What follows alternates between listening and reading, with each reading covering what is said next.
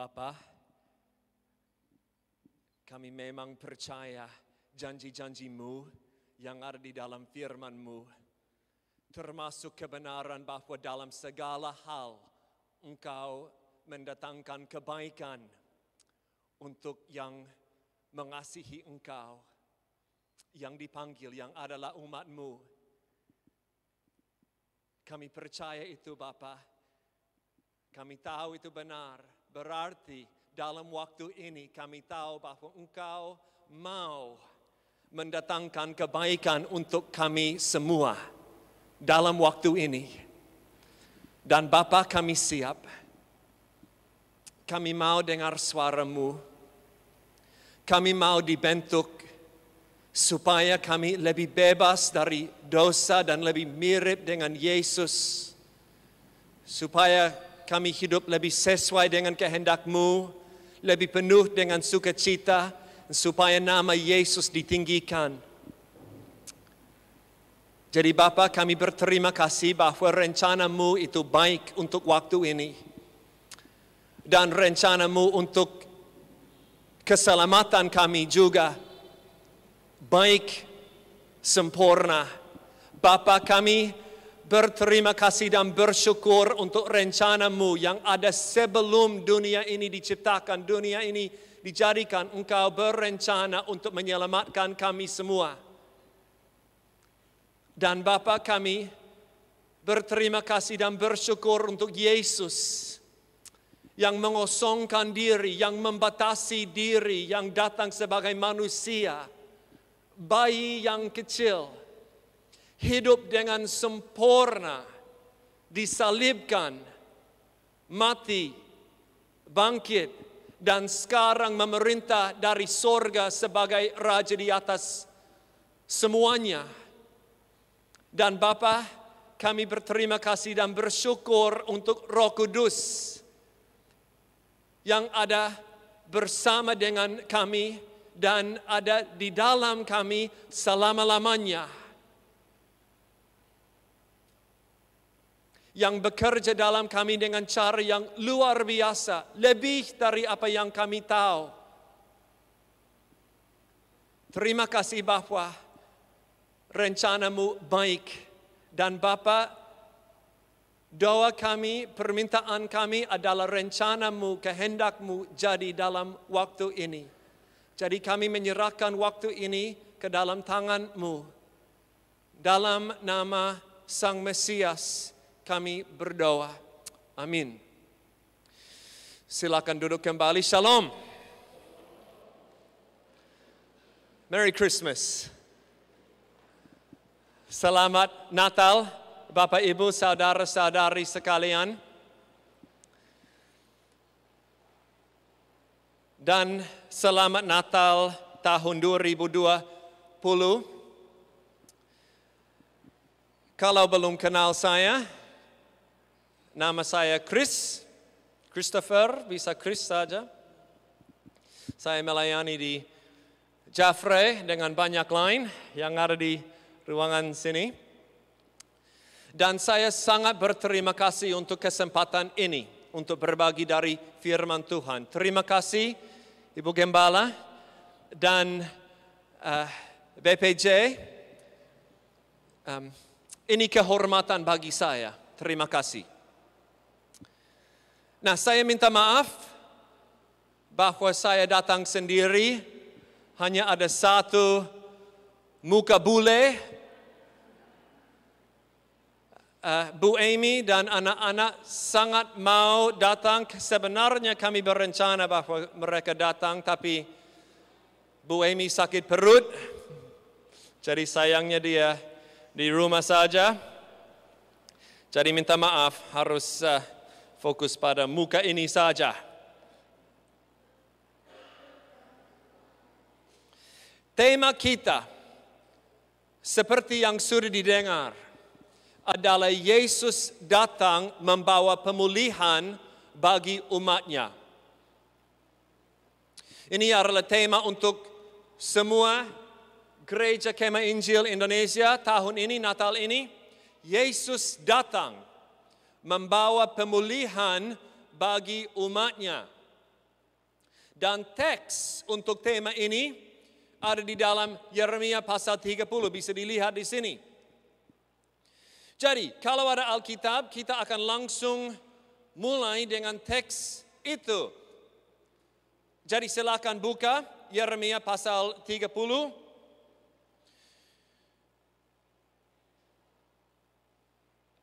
Sebelum kita baca, saya mau menjelaskan sedikit saja tentang konteksnya. Karena kalau kita baca teks tanpa konteks, seringkali pengertian kita salah. Jadi baik kalau kita mengerti sedikit tentang konteksnya. Konteks adalah Nabi Yeremia ini, dia melayani orang-orang Yehuda, kerajaan Yehuda. Nah, kerajaan Yehuda adalah kerajaan setelah Salomo, Israel dibagikan ke dalam kerajaan Israel dan kerajaan Yehuda. Nah, Yehuda lebih setia dari Israel. Tapi setelah beberapa waktu mereka tidak setia juga. Mereka tidak taat. Mereka menyembah Allah-Allah dengan A kecil. Jadi Allah dia buat apa? Dia mengutus nabi-nabi untuk memperingatkan mereka, jangan berbuat itu, bertobatlah. Tapi nabi-nabi itu diabaikan. Jadi pada akhirnya ada nabi seperti Yeremia yang datang kepada orang-orang itu, orang Yehuda. Dan yang dibilang Yeremia fokusnya adalah kalian sudah berbuat banyak dosa. Dan Allah sudah mengambil keputusan.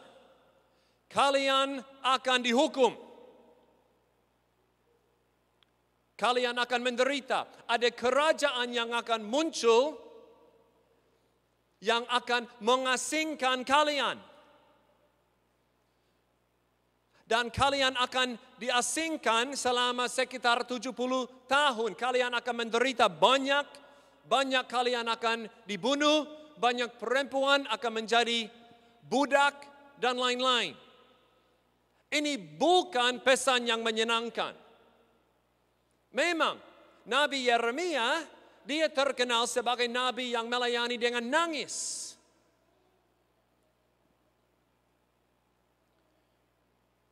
Nah, kalau kita tahu sejarah, mungkin kita sudah tahu bahwa apa yang dinubuatkan Nabi Yeremia ini memang terjadi. Pada tahun 597 sekitar itu, ada beberapa dari mereka yang diasingkan dan kebanyakan diasingkan pada tahun 586 sekitar itu. Mereka menderita. Banyak mereka dibunuh. Dan itu memang pesan Yeremia. Bukan pesan yang sepertinya relevan untuk kita. Natal tahun 2020 ya. Nah, meskipun begitu, meskipun itu adalah seperti fokus pesan Nabi Yeremia, ada satu pesan lagi yang juga ditekankan dalam tulisannya. Yaitu meskipun kalian akan menderita, meskipun banyak hal buruk akan jadi, kalian bisa berharap karena Allah akan memulihkan umatnya. Sesuai dengan tema kita, kalian bisa berharap.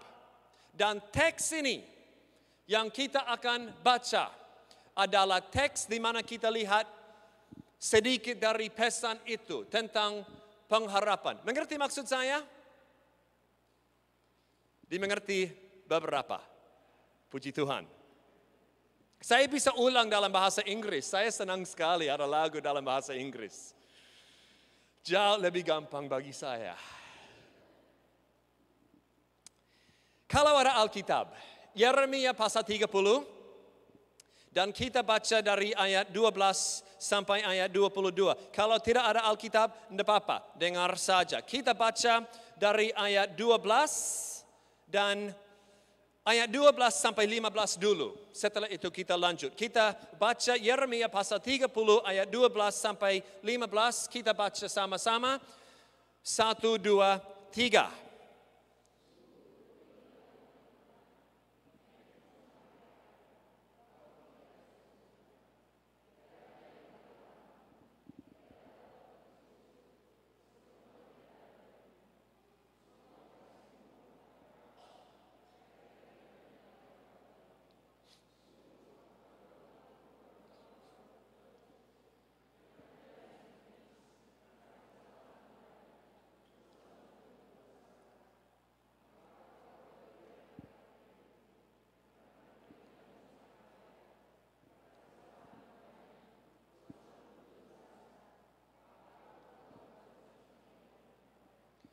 Oke, terima kasih. Saya mau kita mengerti apa yang ada di dalam teks ini. Ayat 12. Sungguh, beginilah firman Tuhan, penyakitmu sangat payah. Tidak bisa tersembuhkan. Tidak ada yang membela hakmu. Kalian sakit. Dan tidak akan disembuhkan. Apa poinnya? Poinnya adalah kalian sudah berbuat banyak dosa. Dan kalian akan dihukum. Ini akan jadi. Ini lebih jelas lagi dalam ayat 15. Mengapakah engkau berteriak karena penyakitmu? Karena kepedihanmu sangat payah. Karena kesalahanmu banyak. Mereka berbuat banyak sekali dosa. Dan yang ditulis di sini adalah kalian tidak bisa berharap bahwa kalian tidak akan menderita. Tidak akan dihukum. Ini akan terjadi. Memang ayat 14, semua kekasihmu melupakan engkau. Dengan kata lain, bangsa lain tidak bisa bantu kamu. Tidak. Sudah. Keputusannya sudah diambil Allah. Kalian akan menderita. Bukan pesan yang menyenangkan ya. Sebenarnya ini agak mirip dengan kondisi kita. Sebelum kita percaya dan bertobat. Tidak bisa bantu diri sendiri. Tidak bisa. Kita layak dihukum. Tapi ayat 16 dan 17. Mari kita baca. 1, 2, 3.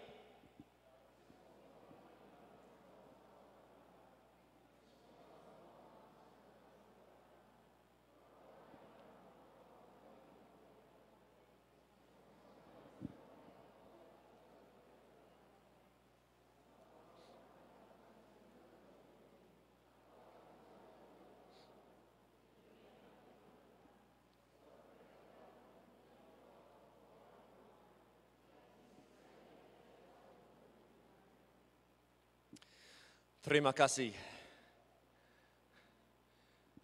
Kurang bersemangat malam ini kayaknya. Semangat dong. Ayat 16 dan 17.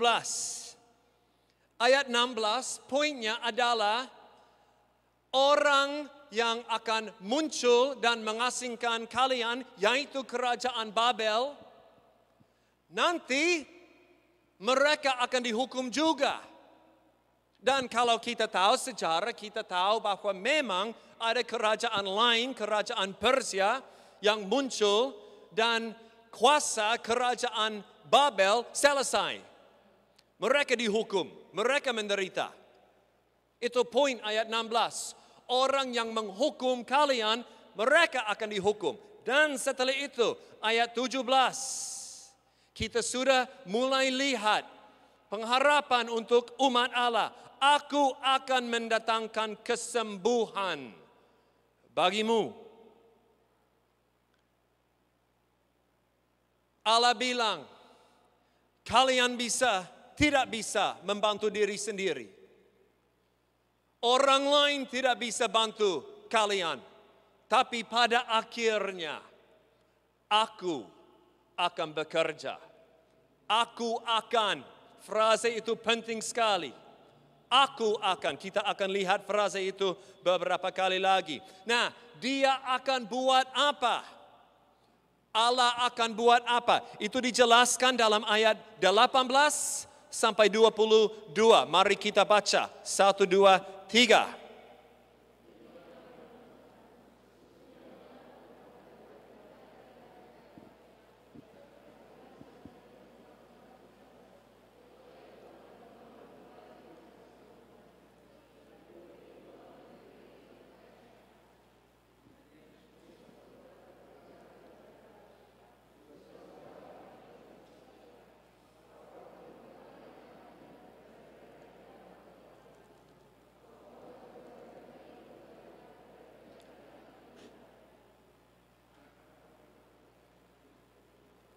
Lanjut sampai ayat 22.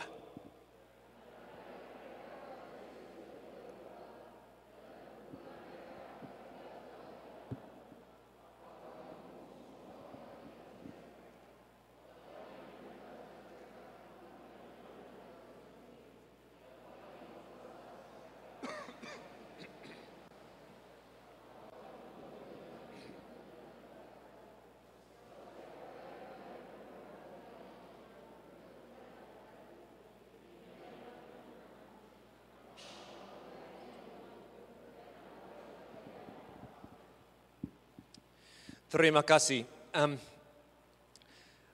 Saya tidak baca bersama dengan kalian karena kalian jauh lebih lancar dalam bahasa Indonesia dari saya. Lebih cepat kalau saya tidak ikut. Terima kasih. Ayat 18 sampai 22. Di dalam teks ini yang kita lihat adalah pemulihan yang Allah akan buat untuk umatnya. Nah, sebentar kita akan lihat beberapa poin dari teks ini. Tapi baik kalau sekarang kita lihat frase aku akan.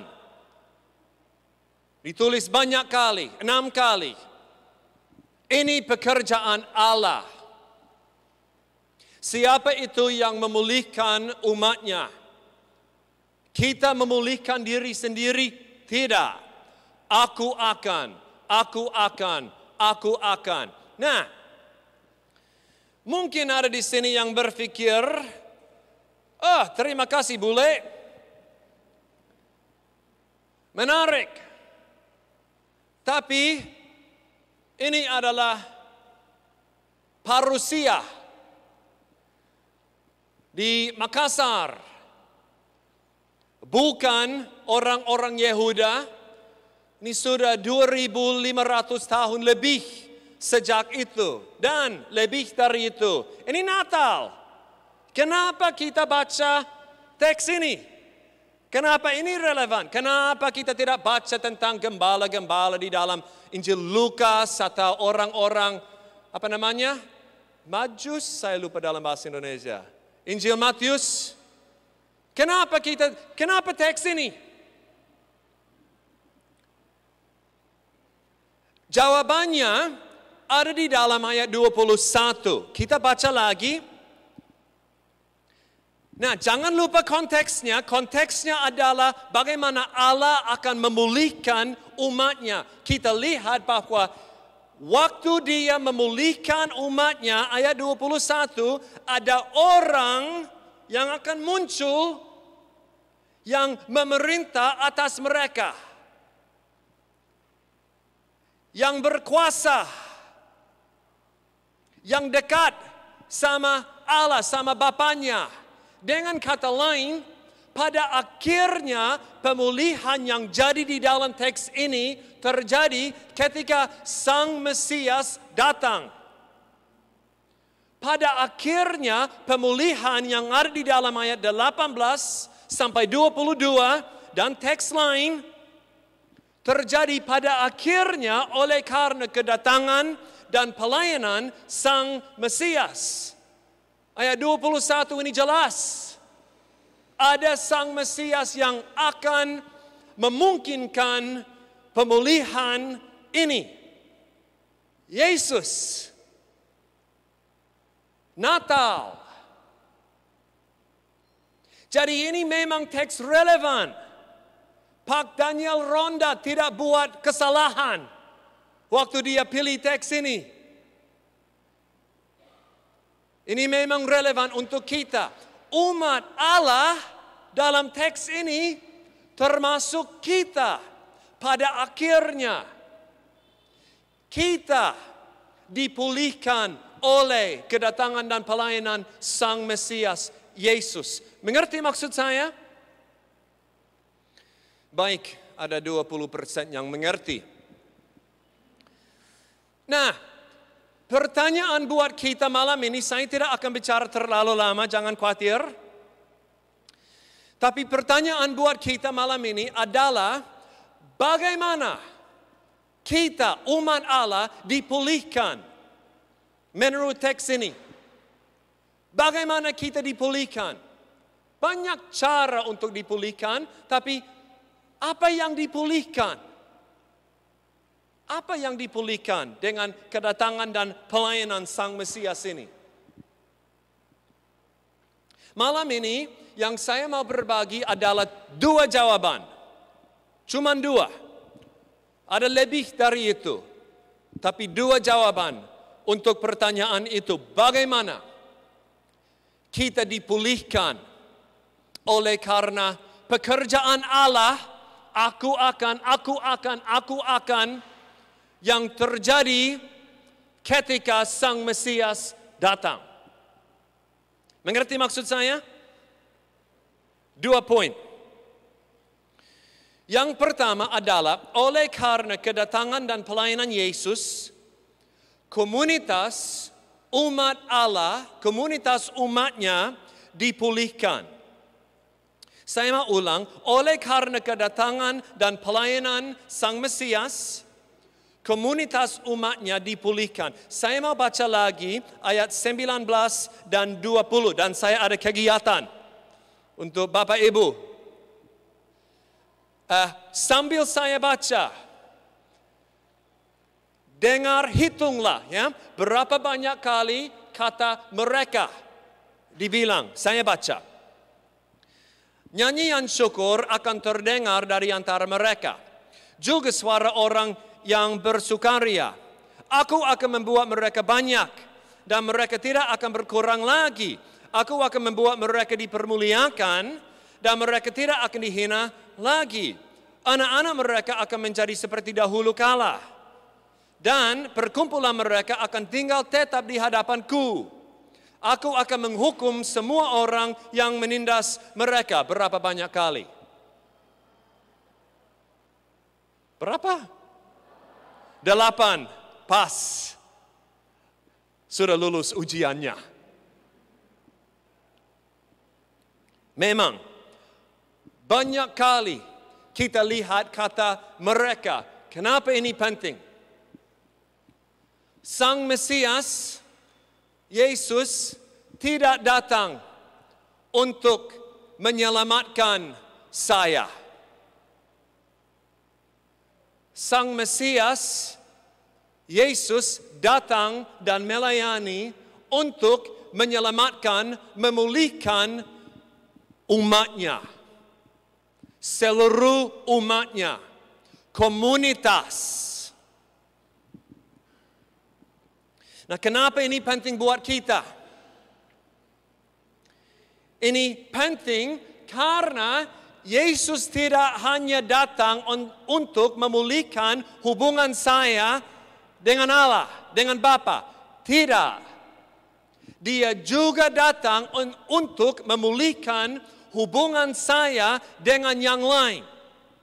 Untuk memulihkan komunitasnya, hubungan-hubungan yang ada di dalam umatnya. Mengerti maksud saya?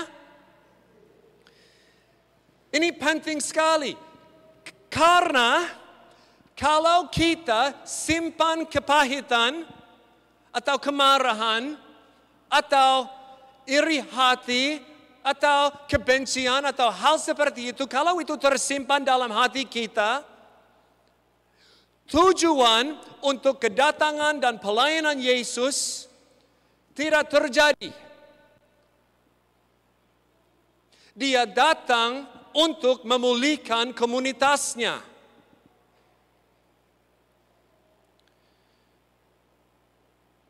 Mengapa? Makanya ada Natal. Kenapa kita merayakan Natal? Karena Yesus datang. Kenapa Yesus datang? Salah satu alasan adalah untuk memulihkan hubungan kita dengan yang lain, khususnya di dalam umat Allah. Yohanes jauh lebih keras dari saya. Saya sangat suka penulis Yohanes dalam Perjanjian Baru. Ini yang ditulis dalam 1 Yohanes pasal 4 ayat 19.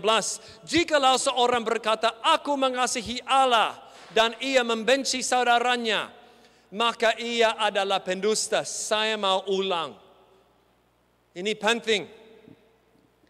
Jikalau seorang berkata, aku mengasihi Allah, saya orang Kristen, hubungan saya dengan Allah dipulihkan, tapi ia membenci saudaranya, ia adalah pendusta, menipu diri. Karena barang siapa tidak mengasihi saudaranya yang dilihatnya, tidak mungkin mengasihi Allah yang tidak dilihatnya. Dan perintah ini kita terima dari Dia, barang siapa mengasihi Allah, ia harus juga mengasihi saudaranya. Pikir tentang hubungan-hubunganmu dengan orang Kristen lain, keluarga, rekan, orang lain di dalam jemaat ini dan di luar jemaat. Apakah pemulihan yang Yesus mau buat, apakah ini sudah dibuat? Sudah menjadi realitas? Sudah dinyatakan? Sudah ada? Atau apakah kita simpan kepahitan, kebencian, kemarahan? Orang lain tidak lihat. Allah lihat. Dan ini bukan hal yang bisa diabaikan. Fokus saya dalam seperti pelayanan di STT Jafre adalah Perjanjian Baru. Dan semakin banyak, memang minggu lalu semakin banyak saya belajar firman Tuhan. Semakin banyak saya melihat penekanan bahwa kita harus mengasihi yang lain. Ini bukan hal yang bisa diabaikan. Oke, saya mengasihi semua kecuali dia. Tidak bisa. Umat Allah, Yesus datang supaya kita saling menerima, saling mengasihi, saling mengampuni.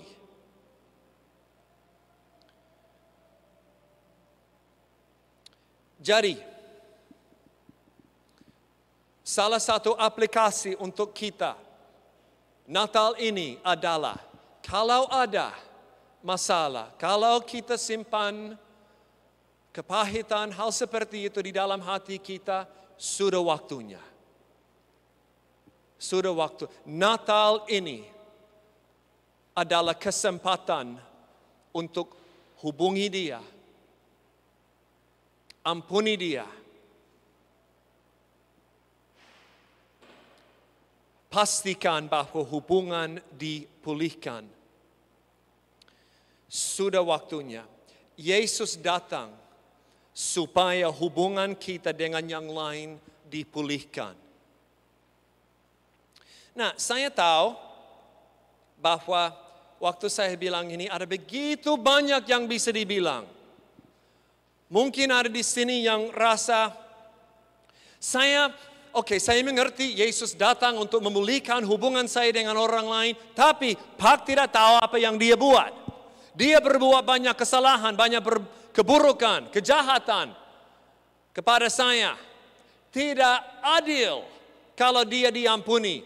Dia seharusnya minta maaf. Itu kesalahan dia. Memang tidak adil kalau kita mengampuni saja. Memang. Makanya kita terus menerus ingat dan merayakan kedatangan dan pelayanan Yesus yang memungkinkan keselamatan kita, pengampunan kita yang tidak layak. Kita semua tidak layak diampuni, tapi kita diampuni. Dan saya mau baca ya, ini ayat dari Efesus pasal 4. Ini kata Paulus yang dia bilang adalah umat Allah dipanggil untuk saling mengampuni sebagaimana Allah di dalam Kristus telah mengampuni kamu. Kita dipanggil untuk mengampuni bukan oleh karena dia layak diampuni. Dia tidak layak. Ada orang di dalam hidup kita semua yang tidak layak diampuni. Ada.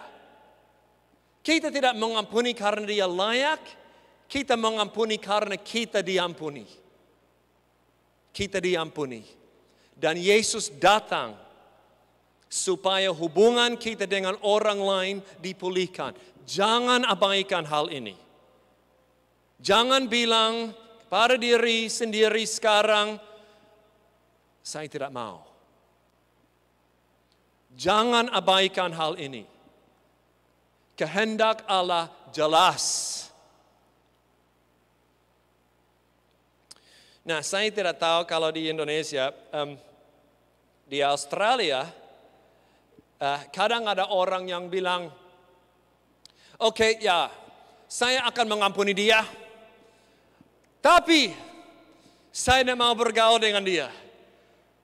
Saya tidak mau bicara sama dia. Saya tidak mau lihat dia. Biarlah, diampuni. Biarlah. Ada orang yang berbuat hal itu di sini juga? Mungkin ada. Ini, ya, sifat banyak orang di Australia. Saya renungkan itu kemarin dan saya tertarik lagi dengan kata Paulus, saling mengampuni sebagaimana Allah dalam Kristus telah mengampuni kamu. Bayangkan kalau Allah bilang, diampuni oleh salib Yesus, tapi biarlah saya tidak mau bicara sama kamu, saya tidak mau bergaul dengan kamu, tidak mungkin. Kita mengasihi, menerima, mengampuni sama seperti Allah buat untuk kita. Oleh karena kedatangan dan pelayanan Yesus, komunitas umatnya dipulihkan. Jadi, Natal ini, mari kita hidup sesuai dengan itu. Amin. Kalau ini susah, minta terus dari sumber tak terbatas yang akan memberikan semua yang kita perlu untuk buat apa yang Dia mau. Bapa kita sangat suka menjawab doa seperti itu.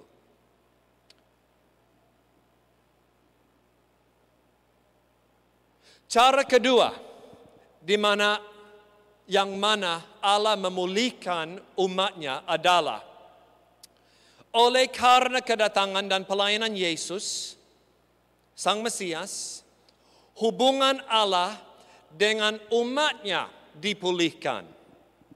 Jadi fokus tadi adalah hubungan kita dengan yang lain, kasihilah sesamamu. Dan poin kedua ini, oleh karena kedatangan dan pelayanan Yesus, hubungan Allah dengan umatnya dipulihkan. Sebenarnya itu fokus teks ini.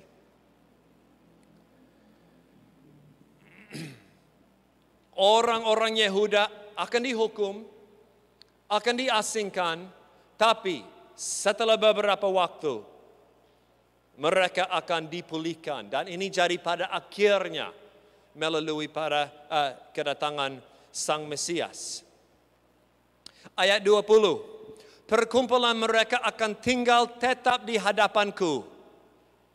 Umat Allah akan tetap di kehadiran Allah. Seperti kita ya.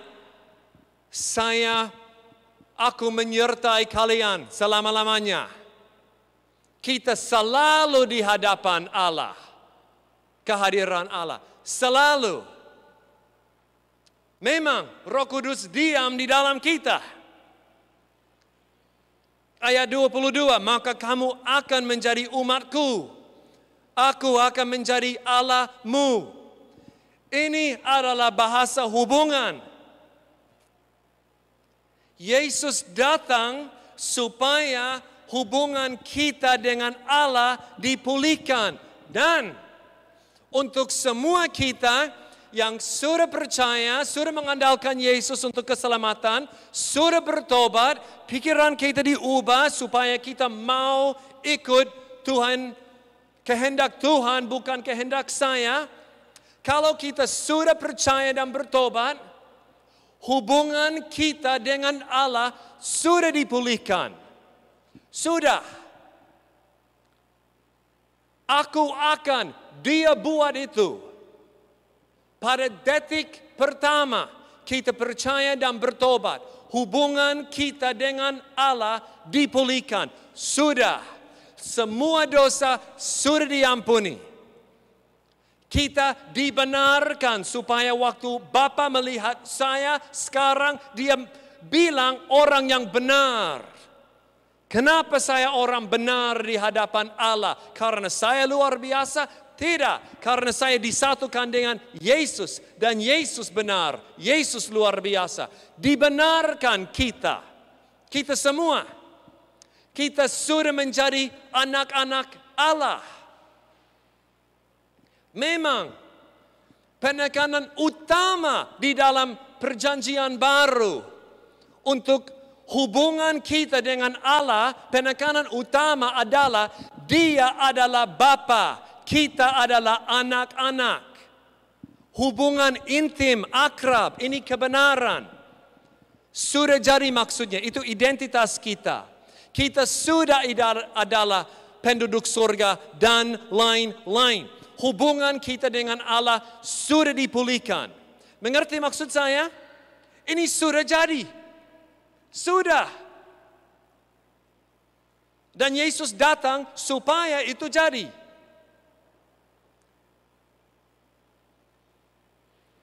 Tapi, ada tetapi, seringkali kita, umat Allah, tidak hidup sesuai dengan identitas kita. Kenapa? Saya mau berbagi dua alasan. Yang pertama adalah seringkali kita berbuat dosa. Karena kita semua berbuat dosa setiap hari. Kalau kita jujur. Kalau tidak jujur itu sudah dosa. Kita berbuat dosa setiap hari. Dan setelah kita berbuat dosa, kita berbuat apa? Kita pikir, aduh, dia melihat dosa saya. Jadi saya malu. Dia marah. Atau dia kecewa. Jadi saya akan buat apa? Saya akan lari dari Allah.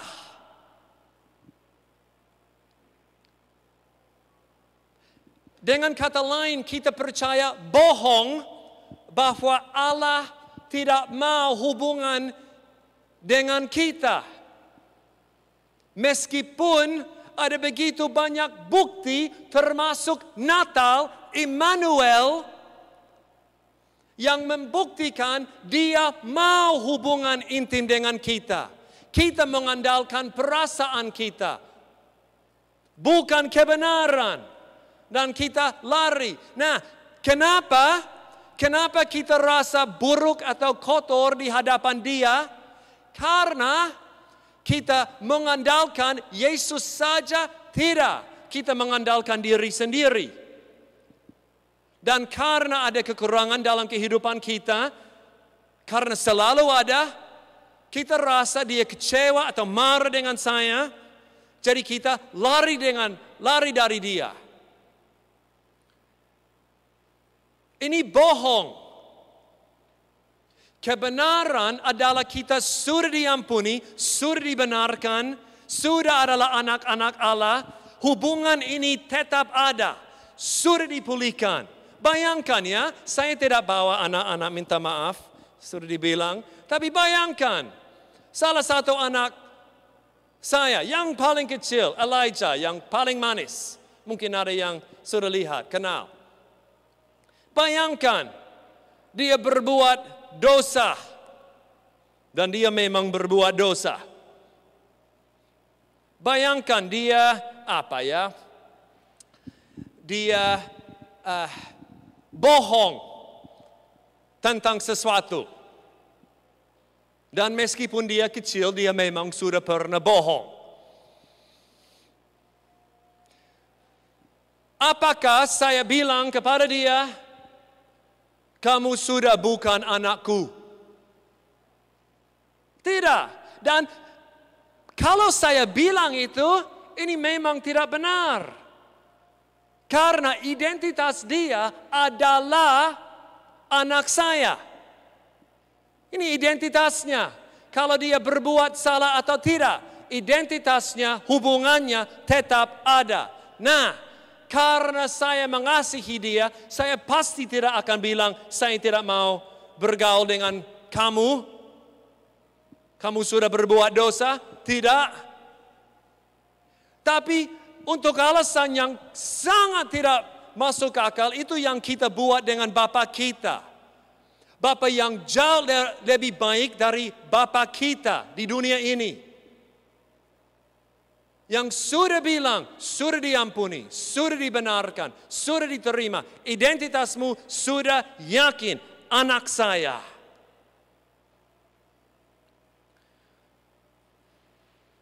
Tapi itu memang salah satu cara yang mana kita tidak hidup sesuai dengan hubungan yang sudah dipulihkan. Cara yang kedua adalah kadang kita tidak memprioritaskan hubungan kita dengan Allah. Kita lebih fokus, lebih memprioritaskan mungkin pekerjaan atau kuliah atau YouTube atau TV. Atau ada banyak. Kita lebih memprioritaskan hal lain daripada dia. Dan setelah itu kita rasa kurang intim, kurang akrab dengan dia. Kita rasa, saya rasa bahwa ada jarak di antara saya dan dia. Dan kita bingung. Kenapa bingung? Ini jelas. Ada jarak. Sebenarnya tidak ada jarak, tapi ada jarak karena kita seperti anak kecil mau main dan mengabaikan Bapa kita. Kita main dengan mainan dan tidak fokus pada hubungan yang terpenting dalam hidup kita. Yang adalah sumber untuk kepuasan, sukacita, damai sejahtera, dan semuanya yang baik.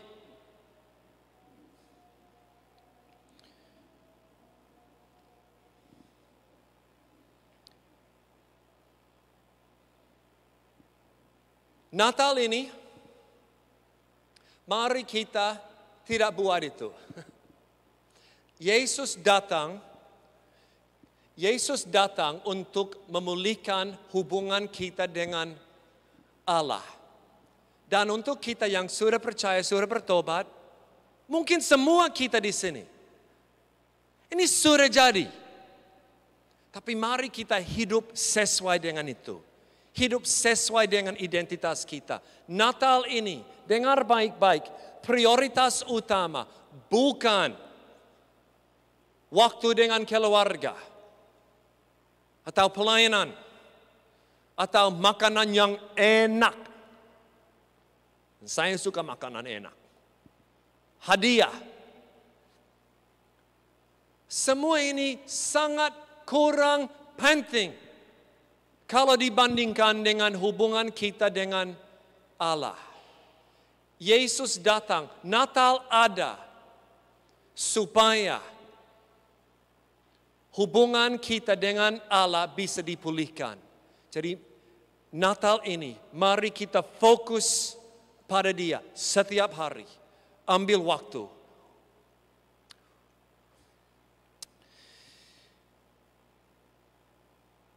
Oleh karena kedatangan dan pelayanan Yesus, hubungan Allah dengan umatnya dipulihkan. Jadi mari kita hidup sesuai dengan itu. Tema kita malam ini, saya hampir selesai. Syukurlah. Masih hidup? Semangat dong. Tema kita malam ini adalah Yesus datang membawa pemulihan bagi umatnya. Bagaimana umat Allah dipulihkan oleh karena kedatangan Yesus? Seperti yang sudah dibilang, ada banyak yang bisa dibilang.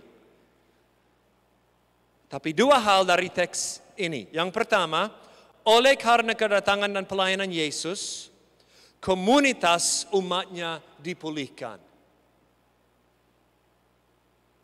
Mari kita hidup sesuai dengan itu, Natal ini. Yang kedua, oleh karena kedatangan dan pelayanan Yesus, hubungan Allah dengan umatnya dipulihkan. Mari kita hidup sesuai dengan itu, Natal ini. Natal ini jauh berbeda dari tahun lalu.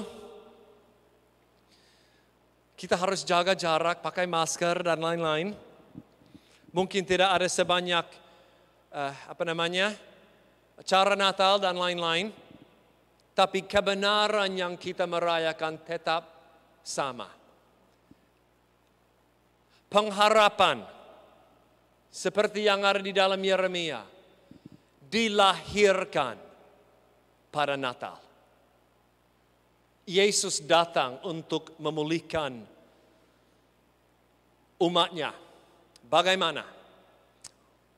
Hubungan kita dengan yang lain, hubungan kita dengan Allah. Yesus datang membawa pemulihan bagi umatnya. Jadi, mari kita Natal ini ingat dan merayakan Yesus yang datang untuk memulihkan kita. Amin. Kita berdoa.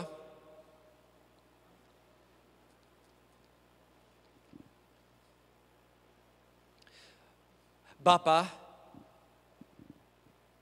sekali lagi kami berterima kasih dan bersyukur untuk rencana-Mu yang luar biasa.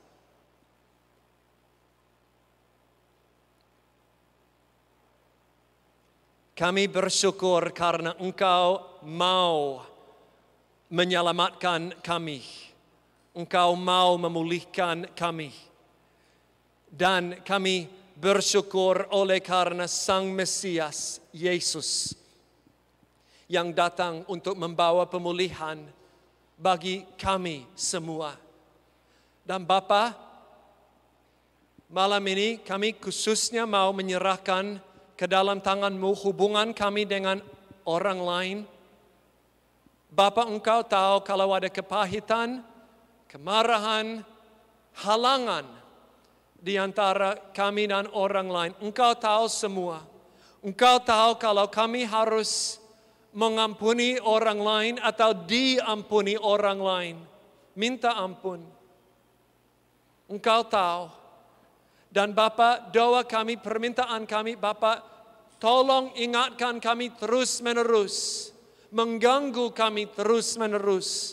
Supaya kami tidak puas.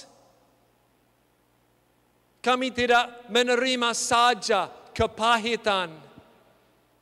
Kami tahu ini bukan kehendak-Mu buat kami. Jadi Bapa, tolong dengan luar biasa melalui Roh Kudus-Mu kerja di dalam hati kami Bapa. Dan sekarang kami sudah dengar firman-Mu, kehendak-Mu. Bapa, tolong bantu kami untuk hidup sesuai dengan ini. Bapa, Engkau tahu bahwa kadang sangat susah untuk rendah hati. Tolong bantu kami Bapa. Dan Bapa, kami juga mau ucapkan sekali lagi bahwa hubungan kami dengan Engkau adalah hubungan terpenting, paling penting dalam hidup kami. Dan Natal ini Bapa, kami mau semakin intim, semakin dekat dengan Engkau. Kami tidak mau hanya fokus pada hal yang menyenangkan, tapi pada akhirnya kurang penting. Bapa, prioritas utama kami adalah Engkau. Jadi Natal ini Bapa, bantulah kami supaya hubungan kami dengan Engkau yang sudah dipulihkan, Bapa, bantulah kami hidup sesuai dengan identitas baru kami. Hidup semakin intim, dekat, akrab dengan Engkau. Terima kasih Bapa untuk Yesus. Terima kasih untuk Roh Kudus yang selalu bekerja di dalam kami. Dan Bapa, semua doa ini kami menyerahkan ke dalam tangan-Mu dan kami berdoa dengan ekspektasi dan sukacita karena Sang Mesias datang untuk buat banyak hal, termasuk memungkinkan doa dijawab. Jadi Bapa, kami menyerahkan ini dalam nama Yesus. Amin.